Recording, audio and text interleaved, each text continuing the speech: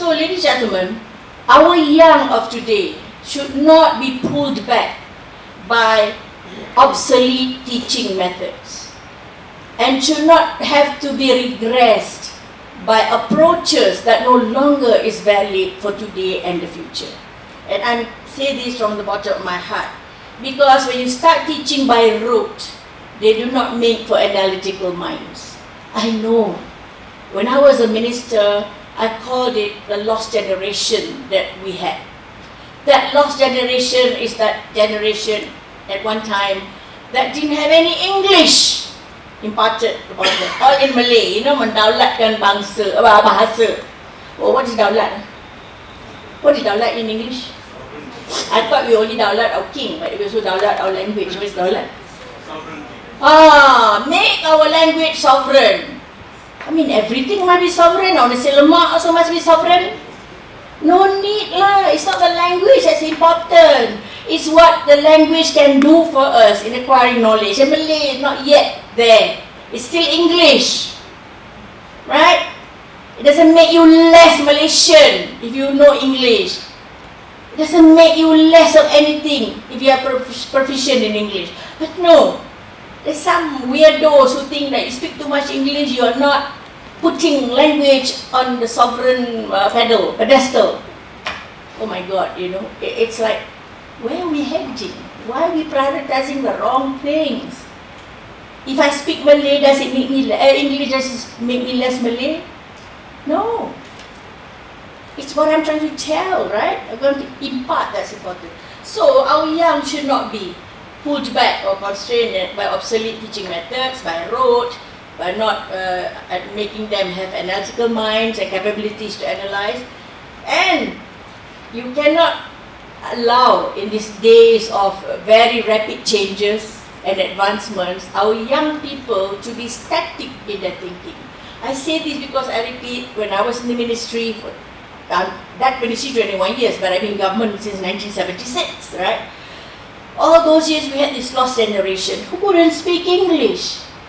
I did not realize that there was a lot of damage done. I call them the lost generation. So when I went one day, to the ministry after 1 week or so, and they started giving me reports in Malay. Very good. But then we're not dealing with Malays, we're not dealing with Malaysians, international trade, right? We're dealing with Japanese, all foreign investors, so you have to interact. The letters cannot be translated all the time, for the sake of God. Write letters in English. Everybody understands English when they are sent to Malaysia. And I found that the standard was so poor, I forced them to write to me memos in English. I nearly died. You had bench making, instead of benchmarking. You had warehouse, spelled W-H-E-R-E, house. I didn't know whether it's typo error. Even if it's a typo error, the guy didn't know. He just by hearing in his warehouse. Now, if that is the situation then, what makes you think now is any better? Could we have a small improvement lah? I don't know. I've left 11 years or I've retired. I can tell you first-hand experience. So I insisted in cabinet. I said, Sir, Tun Mahathir, I don't care what the government policy is about Malay language in our correspondence, right? I would like dispensation for meeting. All our correspondence, internal or with outsiders, shall be in English. I said, if we don't teach these people how to communicate in the universal language, we are dead ducks.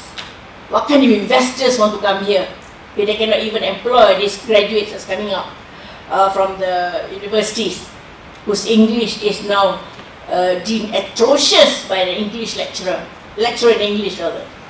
So that was how it was before. So I hope this has improved. I don't know. You all know better. My children are all grown up, so I wouldn't know what the standard is. Yeah, terrible.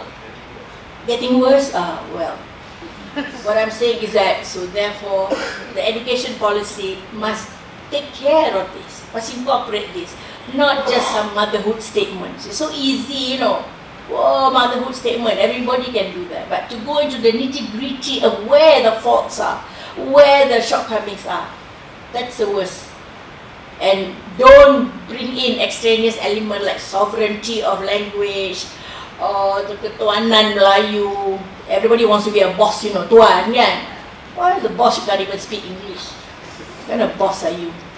Huh?